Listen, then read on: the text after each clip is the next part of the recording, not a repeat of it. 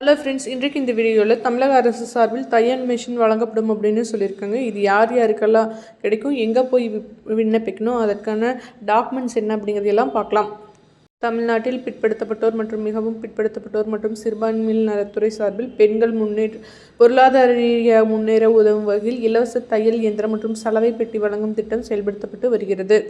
தையல் தொழில் தெரிந்த 20 முதல் 40 வயதுக்குட்பட்ட தனிப்பட்ட பெண்களுக்கு மோட்டார் பொருத்தப்பட்ட தையல் இயந்திரம் இலவசமாக வழங்கப்படுகிறது. 10 பெண்கள் சேர்த்து குழுவாக விண்ணப்பித்தால் அவர்களுக்கு 3 லட்சம் மதிப்பிலான 6 தையல் இயந்திரங்கள், ஒரு கட்டிங் மிஷின் மற்றும் ஓவர்லாக் மிஷின் உட்பட முழு சாதனங்களுமே இலவசமாக வழங்கப்படும்.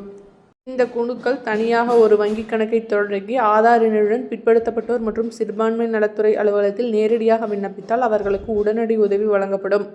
தையல் தொழிலில் உள்ள பெண்களைப் போலவே சலவை தொழிலில் வாஷிங், லாண்ட்ரி ப்ரொஃபஷனில் ஈடுபடும் பெண்களுக்கு தமிழ்நாடு அரசு பெரிய வாய்ப்பை உருவாக்கியுள்ளது. சலவை தொழிலில் உள்ள பெண்களுக்கு இலவசமாக சலவை பெட்டி வழங்கப்படுகிறது. இந்த பலனை பெறும் பெண்கள் 10 பேர் குழுவாக இருந்தால் அந்த குழுவுக்கு 3 லட்சம் மதிப்பிலான சலவை தொழிலுக்கான அனைத்து கருவிகளும் முழுவதும் இலவசமாக வழங்கப்படும்.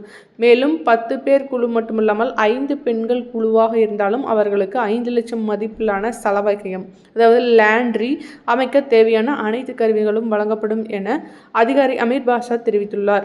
இந்த பொருளாதார மேம்பாட்டு திட்டங்கள் தற்போது நடைமுறையில் உள்ளதால் ஆர்வமுள்ள பெண்கள் குழுவாக இணைந்து உரிய அலுவலகத்தில் நேரில் விண்ணப்பித்து உடனடியாக பயன்பெறலாம்.